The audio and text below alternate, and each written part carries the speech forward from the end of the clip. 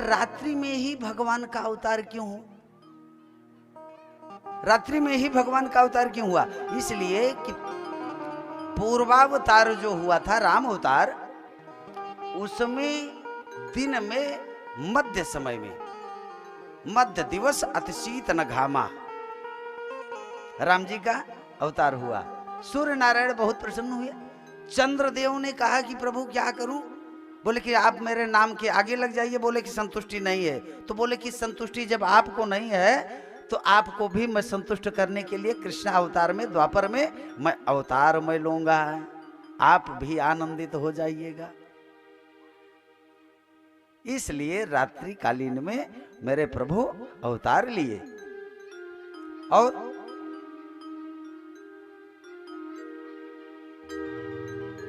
जितनी हवाएं थी, जो दुर्गंध युक्त हवा रही, वो सुगंधित हो गई। सुगंधित कैसे होगा? हवा बहने का क्या मतलब है, क्या अर्थ है? हवा दूषित बहने और सुगंधित, दुर्गंध वाली हवा और सुगंध वाली हवा का क्या मतलब है? जैसे कि समय आपका प्रतिकूल हो जाए तो दुर्गंध वाली हवा है। सब कोई नाक, मानो जो अपने इष्ट मित्र होते हैं वह आंखों को बंद करके ऐसे पतली गली से भागना प्रारंभ कर देते हैं, चले जाते हैं, पूछते नहीं हैं। और जब वही समय जब सानुकूल जब हो जाता है, अनुकूल हो जाता है, तो ताऊ जी प्रणाम, महंत जी प्रणाम, महंत जी प्रणाम, महंत जी प्रणाम, माता जी प्रणाम, माता जी प्रणाम, हाँ भाई प्रणाम, भाई प्रणाम, सब कोई प्रणाम करते हैं ना। तो अनुकूल रहने को ही सुगंध हवा कहा है। परमहंस की यह संगीता है। आध्यात्म जब तक नहीं लगाओगे तब तक कथा एक भी नहीं समझ में आएगी। भगवान चले वसुदेव जी। नदियां बढ़ी, क्यों बढ़ी? भगवान अपने चरणों को लटकाया, सो क्यों लटकाया? इसलिए लटका दिया, लटकाया ही नहीं सिर से, बल्कि एक चरण का प्रहार कर दिया।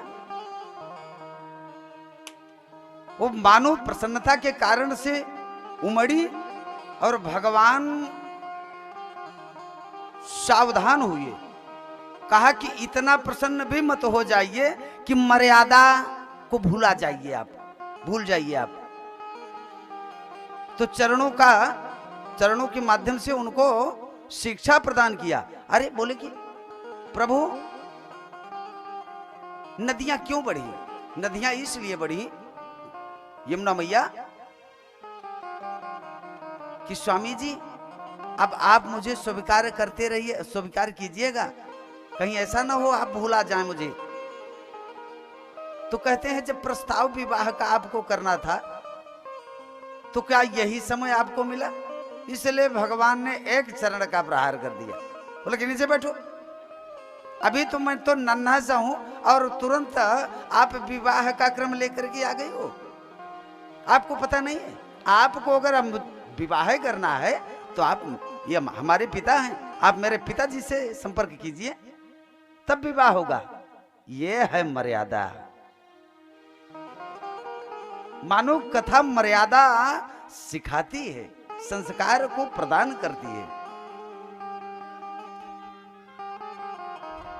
बोलो भक्तवत्सल भगवान की जय हो।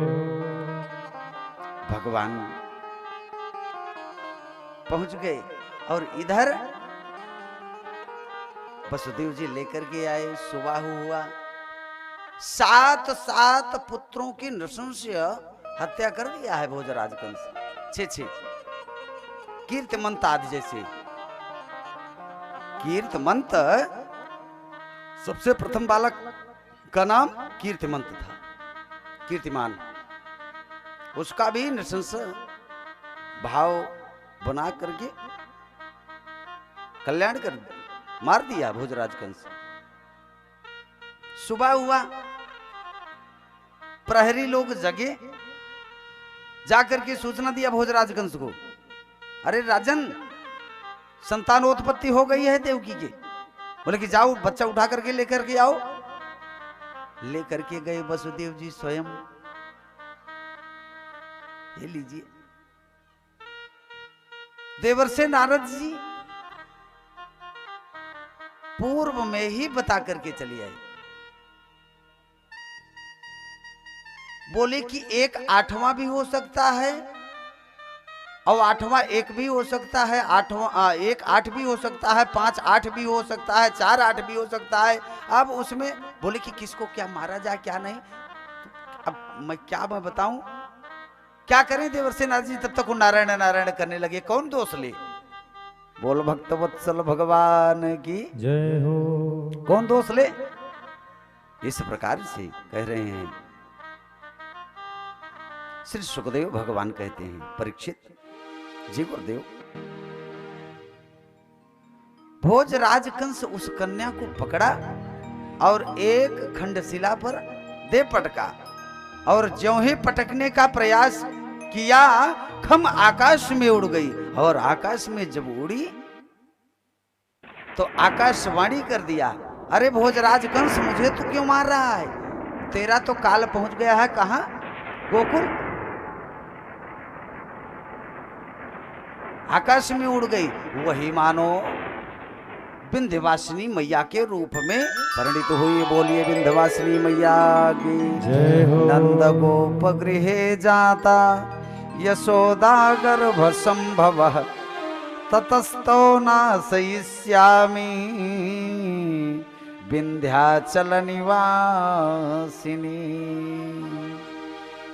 विंध्याचल निवासिनी वही विंध्यवासिनी के रूप में परिणित हुई। इधर नाच गाना बजाना सब चल रहा है, इनके मन में ये आया कि हमारे जीवन में तो प्रसन्नता है, हमारे एक मित्र हैं वसुदेव जी, मैं चलता हूं कम से कम, और नहीं तो उनके दुख में कुछ शोक संवेदनाओं को तो मैं व्यक्त कर दूंगा। 5 5 6 6 उनके बालकों की नृशंस भोजराज कंस हत्या कर दिया है। मैं अब चलता हूं और थोड़ा सा उसमें मैं अपनी प्रसन्नता नहीं कहूंगा, हम उनके दुख को मैं सुनूंगा।